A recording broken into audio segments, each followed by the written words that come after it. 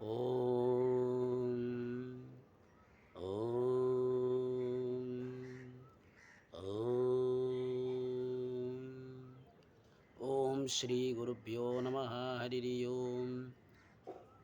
ఓం శుక్లాంబరధరం విష్ణుం శశివర్ణం చతుర్భుజం ప్రసన్నవదనం ధ్యాయేత్ సర్వవిఘ్నోపశాంతయే. వ్యాసాయ విష్ణురూపాయ వ్యాసరూపాయ విష్ణవే నమో వై బ్రహ్మదేవాసిష్టాయ నమో నమః. ఓం నారాయణాయ విద్మే వాసుదేవాయ ధీమే తన్నో విష్ణు ప్రచోదయాత్. సభాభ్యాం సభాపతిభ్యశ్చ భో నమో నమః.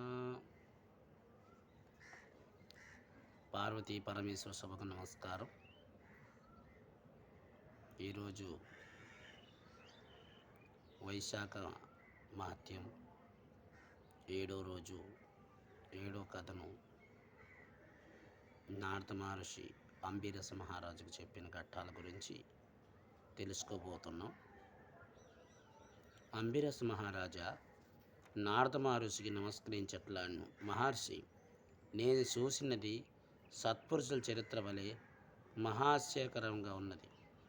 ఇక్షాతక వంశంలో మహారాజు అయిన ఏమంగుడు ముక్తి నొందిన ధర్మములు మరింత వివరంగా తెలుసుకొని గోరుచున్నాను. దయించి నాకు వివరింపు గోరుచున్నాను. శృతకీర్తిని మాటలు విని శృతదేవ మహాముని, నాయన, నీవు అడిగినది మంచి విషయం, తప్పక చెప్పదగినది. బాగు వినుము, ఎట్లా వివరింపుడు. రాజఋషి శ్రీ మహావిష్ణువుకు శృతికరమైన ధర్మమును వినవలనని కోరిక యుక్తమై నీ బుద్ధి గల ఆసక్తిని తెలుపుచున్నారు. ఎన్ని జన్మల పుణ్యం ఉన్నప్పటికీ శ్రీ మహావిష్ణువు కథా సంగ్రహం నందు ఆసక్తి కలుగును. నీవు యువకుడువైన రాజాదిరాజు, నీకిట్టి విష్ణు భక్తి ధర్మ జిజ్ఞాస కలుగుట, నీవు పరిశుద్ధమైన ఉత్తమ భాగవతుని తలుచుకున్నారు. కావున జన్మ సంస్కార బంధములను విడనాడి ముక్తిని కలిగించే శుభకరమైన భాగవత ధర్మాలను వివరించుతును వినుము.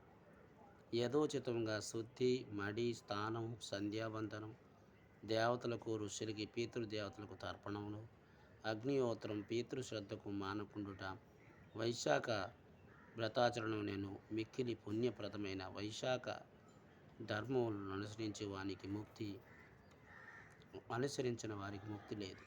సర్వధర్మములందున వైశాఖ వ్రత ధర్మోత్తమని సాటి లేదనని, రాజు లేని రాజ్యం వలె పెక్కు ధర్మములన్నీ కాని అవి దుఃఖప్రదములు కానగా కష్టములు కలిగించినప్పుడు సుఖసాధ్యములు కావని, వైశాఖ ధర్మములు సులభంగా మన్యవ స్థితి రాజు పరిపాలనున్న ప్రజల వలె సుఖశాంతులు ప్రదములని, అన్ని వర్ణముల వారికి అన్ని ఆశ్రముల వారికి సులభంగా ఆచరణ సాధ్య పుణ్యప్రదమని, నీటిలో నిండిన పాత్రను ఇచ్చుట, మార్గమును చెట్టు నీటిలో చలేంద్రములు ఏర్పడుట, చెప్పులను పావుకాలను దానమిచ్చుట, గొడుగును విసనకర్రను దానమిచ్చుట, నువ్వులతో కూడిన తేనెను దానమిచ్చుట, ఆవు పాలు, పెరుగు, మజ్జిగ, నెయ్యి, వెన్న వీళ్ళని దానం చేయుట, ప్రయాణం చేయవారికి సౌఖ్యార్గ మార్గమున ఎందున బావులు, దిగడ బావులు, చెరువులు తవ్వించుట,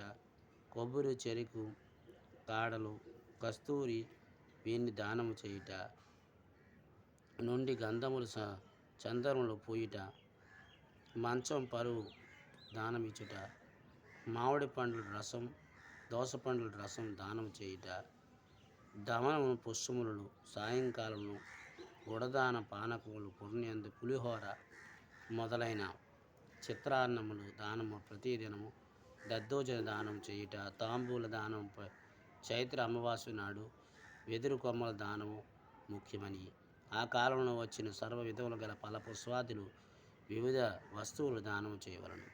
ప్రతిదినం సూర్యోదయం ముందుగా స్నానం చేయవలనని, శ్రీ మహావిష్ణు పూజ తర్వాతే విష్ణు కథా శ్రవణం చేయవలనని, అభ్యంగ స్థానం తలుచుట, వైశాఖ మాసం అభ్యంగ స్థానమును వైశాఖమును చేయరాదు. ఆకులో భుజించవలను. ఎండలో ప్రయాణంలో అలసి వారికి విసనకర్రతో విసురుట, సుగంధ పుష్పం ప్రతిదినం విష్ణు యొక్క పండ్లు పెరుగును నివేదించి ధూపదీపాలతో గోవులు ప్రతిదినం గడ్డిని పెట్టుటూ సద్బ్రాహ్మణుల పాదములు కడిగి ఆ నీటిని తలపై చల్లుకొనును. ముఖ్య కర్తవ్యులు బెల్లం, శొంఠి, ఉసిరి, పప్పు, బియ్యము, కూరగాయలు వీరిని దానం చేయవలను. ప్రయాణికులకు ఆదరించి కుశల ప్రశ్న అడిగి వలసిన ఆతిథ్యమును ఇవ్వవలను. ఈ వైశాఖ మాసం తప్పక చేయవలసిన ధర్మములు: పుష్పములతో చిగుళ్ళతో విష్ణు పూజ, విష్ణువుకు తలుచుకొని పుష్పములు దానమిచ్చుట, దధ్యోజన నివేదన మున్నిగును సర్వపాపం నరించును. విష్ణు కథా శ్రవణం చేయక వ్యర్థమైన కాలం గడిపే స్త్రీ పతి సౌఖ్యమును పుత్రలాభం పొందదు. ఆమె కోరిక లేవియైన తీరవు. లక్ష్మీ దిత్యనగు శ్రీ మహావిష్ణువు వివిధ రూపంలో జనులకు పరీక్షించుటకై పవిత్ర వైశాఖ మాసం సంచరించు సపరివారంగా మహామునితో సర్వదేవతలు వచ్చి ప్రతిగృహము నివాసించును.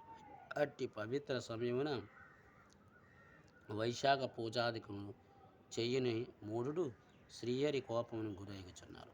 రౌరవాది నరకములు పొంది రాక్షస జన్మ పలుమారులు పొందుచు ఇట్టి కష్టములు వలుసుకుని వారు యథాశక్తిగా వైశాఖ మాసమును ఆచరించి ఆకలి గల వారికి అన్నదానం, దప్పిక తీర్చేవారు, జలమును ఇచ్చేవారు. జలము, అన్నం సర్వప్రాణులకి ఆధారంగా కదా. అట్టి దానములు సర్వపాపాలు అందిన జీవాత్మ రూపముల సర్వాంతరాయణ శ్రీ మహావిష్ణు సంతోషించి వరములిచ్చుట శ్రేయస్సు. సర్వసుఖ భోగములకు సంపదను కలిగిన ముక్తి ఇచ్చుట జలదానం చేయని వారు పశువులై జన్మించుదురు. అన్నదానం చేయని వారు పిశాసులకు. అన్నదానం చేయక పిశాసత్వాన్ని వారి కథను చెప్పి ఉన్నాను వినుము. ఇది నాకు తెలిసిన ఆశ్చర్యమైన విషయము సుమా. ఇది 7వ దినం 7వ అధ్యాయం సంపూర్ణం చేసుకున్నాం. ఈరోజు కూడా మీకు తోచిన దానాలు చేసి శ్రీహరిని ఆరాధిస్తే మంచి ఫలితాన్ని పొందుతారు. మంగళం కౌశలేంద్రాయ మహానీయ గుణాత్మే చక్రవర్తి తనూజాయ సర్వభౌమాయ మంగళం. ఉమాకాంతాయ కాంతాయ కామిప్రదాయ శ్రీగిరిసాయ దేవాయ వల్లినాథాయ మంగళం. సర్వం శ్రీమామేశ్వర పాదపద్మార్పణమస్తు. స్వస్తి.